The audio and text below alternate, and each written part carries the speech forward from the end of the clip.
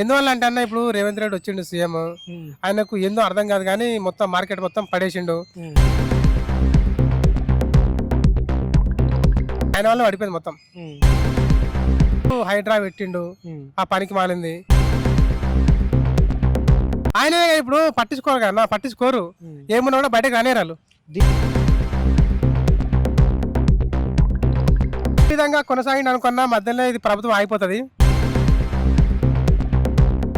మళ్ళా పక్క సీఎం కేసీఆర్ కేసీఆర్. పక్కా ఆయననే.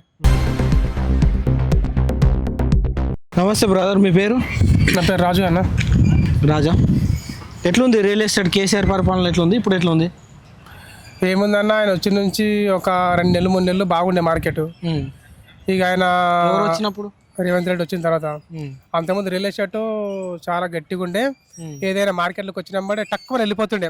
హ్మ్. ఇల్లు కానీ, జాగా కానీ, ఫ్లాట్ కానీ, ఏదైనా కానీ. హ్మ్. నేను దగ్గర దగ్గర రియల్ ఎస్టేట్ చేయబట్టి దగ్గర 5 సంవత్సరాలు అవుతుంది. హ్మ్. అప్పుడున్న మార్కెట్ అయితే ఇప్పుడు లేదన్న ప్రెసెంట్ అయితే. హ్మ్. ఈ సీఎం రేవంత్ రెడ్డి వచ్చిన నుంచి మొత్తం మార్కెట్ మొత్తం దొబ్బిందన్న. హ్మ్. ఇప్పుడు ఏదైనా మార్కెట్లకు ఏదైనా ఇల్లు వచ్చినా, ఏదైనా జాగా వచ్చినా ఒకప్పుడు నెలకల్లా అయిపోతుండే. హ్మ్. ఇప్పుడు దగ్గర దగ్గర 2 నెలలే 3 నెలలే పోతున్నామన్న. మొత్తం మార్కెట్ మొత్తం పోయింది. హ్మ్. ఏ ఓన్లీ ఫ్లాట్సేనా, అగ్రికల్చర్ ల్యాండ్స్ కూడా? అగ్రికల్చర్ ల్యాండ్ కూడా ఒకప్పుడు మాది మెదక్ అనమాట. అక్కడ సైడ్ కూడా చాలా రేట్లు ఉంటాయి. ఎకరం వచ్చేసి రోడ్డు బిట్ వచ్చేసి 1,00,00,000 ఉంటాయి. ఇప్పుడు ఆ రేటు కూడా పోతాయి అన్న. మార్కెట్ లేదు, ఏం లేదు. మామూలుగా తక్కువకైనా కూడా రైతులు అమ్మని రెడీ ఉన్నా కూడా ఎవడు ఉంటలేడు. కొంటారంటే హైదరాబాద్ వాళ్ళే వస్తారు కొనడానికి. ఎందువల్ల అంటారు? ఎందువల్ల అంటే అన్న, ఇప్పుడు రేవంత్ రెడ్డి వచ్చిండు సీఎం. ఆయనకు ఏందో అర్థం కాదు కానీ మొత్తం మార్కెట్ మొత్తం పడేసిండు. ఏమంటారు, రిజిస్ట్రేషన్ ఆపేసిండు.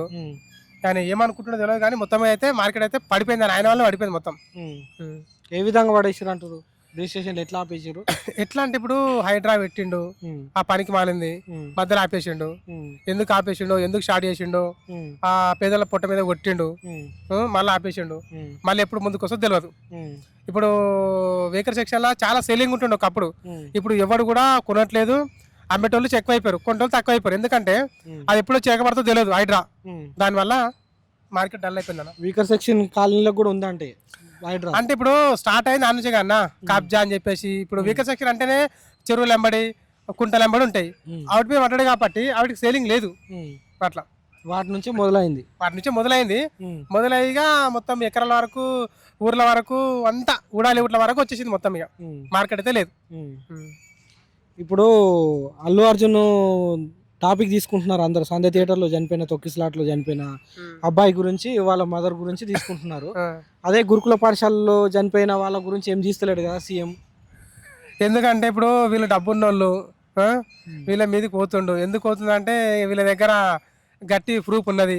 అక్కడ దగ్గర ప్రూఫ్లు ఉండవు కదా, సేమ్ కెమెరాలు ఉండవు, వాడు పట్టించుకోడు. లేరు. విద్యాశాఖ మంత్రి ఆయనే కదా. ఆయనే ఇప్పుడు పట్టించుకోరు కదా, పట్టించుకోరు. ఏమున్నా కూడా బయటకు రానేరాలు.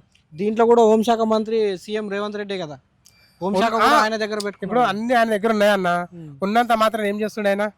అసలు పట్టుకుండు, పనికి మళ్ళీ అన్ని పట్టుకుంటుండు. అట్లా మీరు ఏమంటారు మరి? ఈ విధంగా చేస్తే ఏ విధంగా కొనసాగింది అనుకున్నా మధ్యలో ఇది ప్రభుత్వం ఆగిపోతుంది. ఏమన్నా మార్పులు చేర్పులు చేస్తేనే ఆయన ముందడుగు చేస్తాడన్న. అదే నెక్స్ట్ ఇయర్ మళ్ళీ పక్క సీఎం కేసీఆర్ పక్కా ఆయననే. ఒక 1 year తెలిసిపోయింది భాగవతం మొత్తము. ఇంకా 4 సంవత్సరాలు ఏం నడుపుతాడన్న? అందరు తిట్టుడే, పిల్ల జల్ అందరు తిట్టుడే. ఇంకా ఆయన ఏం చేస్తాడన్న? 6 గ్యారెంటీలు అమలు అవుతున్నాయా? ఏమన్నా నాకైతే తెలియదు. 6 గ్యారెంటీలు, బస్ ఒకటి ఫ్రీ అని ఒకటే విన్నా. అదొకటే వేసు నాకు, మీద తెలియదు అన్న. 500 సిలిండర్ కానీ అవి అయితే మా ఊర్లో రాలు, మా కాలనీలో మాకు కూడా రాలేవు అన్న. వేస్ట్ అది. 2 లక్షలు రుణమాఫీ అంటున్నారు. మీకు తెలిసిన వాళ్ళకి ఎవరికైనా అయినా? మాకైతే అయిందన్న, ఒక 70,000 అయిందన్న. 2 లక్షల రుణాలకైతే తెలియదు అన్న. కొంతమందికి అయిందో కాలేదు తెలియదు అన్న. అట్లా మొత్తం విధంగా చూసుకుంటే ఎలా ఉంది రేవంత్ రెడ్డి ఒక సంవత్సరం పరిపాలన? అలా సగం రోజులు మొత్తం ఆయన వేస్ట్ అనే అర్థమవుతుంది. అది బెస్ట్ ఆయన తెలుసుకోవాలంటే ఇంకా 4 సంవత్సరాలు ఉంది కదా. ఆ 4 సంవత్సరాలు ఆయన ప్రూవ్ చేసుకోవాలి అన్నిట్లా.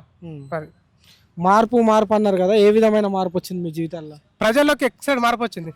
ఎందుకంటే మంచిగా పరిపాలించే రాజును ఇంట్లో కూర్చుని పెట్టారు. ఇప్పుడు ఆయనకి ఏమి తెలియదు, చెయ్యదు, కొత్తగా తీసుకొచ్చి ఇట్లా కూర్చొని పెట్టారు. కూర్చున్నప్పటి నుంచి మొత్తం బాధలు, కష్టాలు, ఏడుపులు, జనాలు రోడ్ల మీదకి. అట్లా ఏదన్నా చేయాలన్నా కానీ మొత్తం కేసీఆర్ అప్పు చేసి పెట్టిపోయిండు అని అంటున్నాడు కదా, మరి మీరేమనుకుంటున్నారు? అవు చెయ్యొచ్చు. అప్పు చేసినంత మాత్రం నా ఇప్పుడు కొంపలు పట్టుకుపోలే కదా. ఆ అప్పు ఎవరు చేసిండు? ప్రజల కోసం చేసిండు, ప్రజల కోసమే చేసిండు, మొత్తం ప్రజలకే మేలు చేసిండు. ఈయన లెక్క అన్ని ఆపలే కదా, అన్ని టక బ్యాంకులో పడ్డది పైసలు, అన్నిటికీ మేలే చేసిండు. ఆయన అప్పు చేసిన పర్లేదు మేలే చేసిండు. ఈయన అప్పు చేయడు, ఏం చేయడు, ప్రజలకు మేలు లేదు, ఏం లేదు, ఉన్న గుంజుకుంటాడు. అప్పు చేస్తున్నాడు ఈయన, ఎందుకు చేస్తలేడు? ఈయన కూడా అప్పు చేస్తున్నాడు కదా. చేసినారు కానీ ప్రజలకు మేలు చేయాలన్నా. మేలు చేసి ప్రజల కోసమే ఈయన సీఎం అన్నప్పుడు ప్రజలు నడిపేయద్దు, ప్రజల కోసమే పోరాడాలి, ప్రజలకు ఏం కావాలో కోరుకోవాలి, అవి ఏమంటారు చెప్పాలి, ఇవ్వాలి. ఈయన గుంజుకుంటుండు కదా రేవంత్. ఏమేమి గుంజుకున్నాడు?